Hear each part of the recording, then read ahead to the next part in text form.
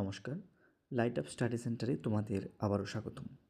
তো ঠিক আছে, দেখো আজকে আমরা ক্লাস 8-এর কিছু ইম্পর্টেন্ট কোশ্চেন যেটি তোমরা আপকামিং অ্যানুয়াল এক্সামে 2026-এর খুব ইম্পর্টেন্ট ঠিক আছে এটি।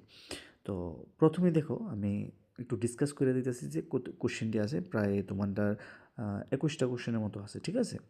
তো দেখো একটা কোশ্চেন আমি বারবার করতেছি, কোশ্চেনটি কিন্তু খুব ইম্পর্টেন্ট। দেখো ডিসকাস করে দিতেছি একটা কোশ্চেন, তোমরা এটি খাতা কলম নিয়ে সেটা এটি নোট ডাউন করে নাও, ঠিক আছে। দেখো 1 নম্বর কোশ্চেন কী কইতেছে, চারিদিকে এই মাঠের মাঝখানে মরু উদ্যানের মতো আমাদের আশ্রমটি। কোন রচনার কার উক্তি? আশ্রমের সৌন্দর্য বর্ণনা দাও, ঠিক আছে। এটা 1+4 মানে যে কোশ্চেনের স্ট্রাকচারটা আছে তোমরা যেভাবে আছে এইভাবেই শিখো, আশা করি এরকমভাবেই আওয়ানোর চান্সেস আছে।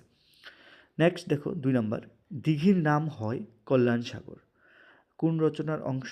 কার নাম অনুসারে দিঘিটির নাম হয় কল্যাণ সাগর? কল্যাণ সাগর কোথায় অবস্থিত এবং এটিতে কি আছে লেখো।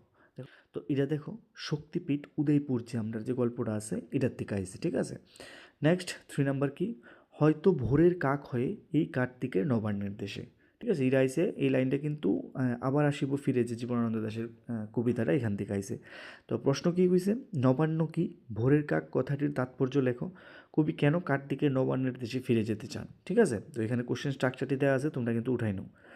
তারপরে দেখো বৃন্তে দুই ফুল, সরি নেক্সট 4 নাম্বার দেখো, আমরা একই বৃন্তে দুই ফুল, এক মাঠে দুই ফসল।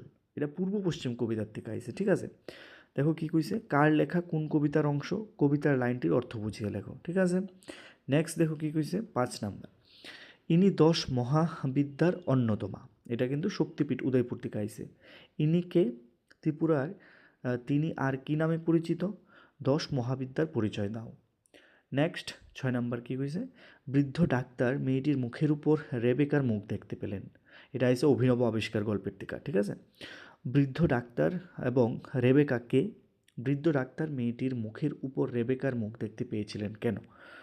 নেক্সট 7 নাম্বার দেখো, ভূমিকম্পের কারণে কি কি বিপর্যয় ঘটে, ঠিক আছে, তা আলোচনা করো। এটা ডিরেক্ট 5 মার্কসের লেগা, তো তোমরা এই কারণটি উল্লেখ করে দেবো মিনিমাম 5 থেকে 6টা, আশা করি হয়ে যাবো।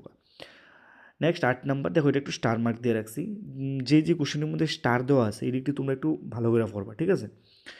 পাষাণের স্নেহধারা, তুষারের বিন্দু, কবি ও কবিতার নাম লেখো, কাকে কেন পাষাণের স্নেহধারা ও তুষারের বিন্দু বলা হয়েছে। নেক্সট 9 নাম্বার দেখো, তারাই মানুষ তারাই দেবতা, গাহি তাদের গান। এটা কুলি মজুর থেকে আইছে। এখানে কাদের মানুষ ও দেবতার দেবতা বলা হয়েছে, কবি কেন তাদের গান গাইতে চান, ঠিক আছে। নেক্সট দেখো, গুরুদেব আসছেন। এটা কিন্তু আশ্রম স্মৃতি গল্পের, ঠিক আছে, খুব ইম্পর্টেন্ট কোশ্চেন কিন্তু এটা। গুরুদেবের পরিচয় কি, তার পোশাক পরিচ্ছদ কেমন ছিল। নেক্সট দেখো 11 নাম্বার, শিবের এই দারোয়ান মূর্তি দেখে লজ্জায় দেহত্যাগ করেন শিবপত্নী। এই অংশে কোন রচনার অন্তর্গত? শিবের দারোয়ান মূর্তি কোথায় ছিল, শিবের দারোয়ান মূর্তিটি কে কেন তৈরি করেছিলেন, ঠিক আছে। নেক্সট 12, আবার আসিব ফিরে কবিতার কবি জন্মভূমি প্রতি যে প্রীতি ও ভালোবাসা পরিচয় দিয়েছেন তা আলোচনা করো, ঠিক আছে। যে 5 মার্কসের লেগে ডিরেক্ট আলোচনা করবো তোমরা। নেক্সট 13 দেখো কী কইছে, রণক্লান্ত সৈনিকরা ডক্টর আইভারসনের চেম্বারে এসে কেন ভিড় করতো, ডিরেক্ট 5, ঠিক আছে। বুঝিলাম ভারত উদ্ধারের প্রথম পর্ব এখানেই সমাপ্ত। এটা এসেছে সে একদিন, খুব ইম্পর্টেন্ট একটা আর খুব মজাদার একটা গল্প কিন্তু এটা, ঠিক আছে। এটার থেকে আইছে এটা। ভারত উদ্ধারের প্রথম পর্বের চিত্রটি কি, ভারত উদ্ধারের প্রথম পর্ব কিভাবে সমাপ্ত হলো, ঠিক আছে। এখানে স্ট্রাকচার দেওয়া আছে, একটু দেখো। নেক্সট দেখো, ভূমিকম্পের সময় ভূমিকম্পের সময় ও পরে কী কী সতর্কতা অবলম্বন করতে হয়। এটাও 5 মার্কস, ঠিক আছে। 5 থেকে 6টা তোমরা সতর্কতা অবলম্বন করবা, মানে পয়েন্ট আউট করে লিখবা কি সুন্দর করে, ঠিক আছে। নেক্সট 16 দেখো, ঝর্ণাকে কবি কার কার সঙ্গে তুলনা করেছেন। এটাও ডিরেক্ট 5।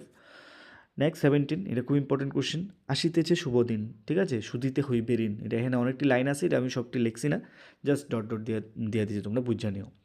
এখানে কোন শুভ দিনের ইঙ্গিত করা হয়েছে, কিভাবে ঋণ শোধ করতে হবে, এটা কুলি মজুর থেকে আইছে, খুব ইম্পর্টেন্ট কিন্তু এই প্রশ্নটাও।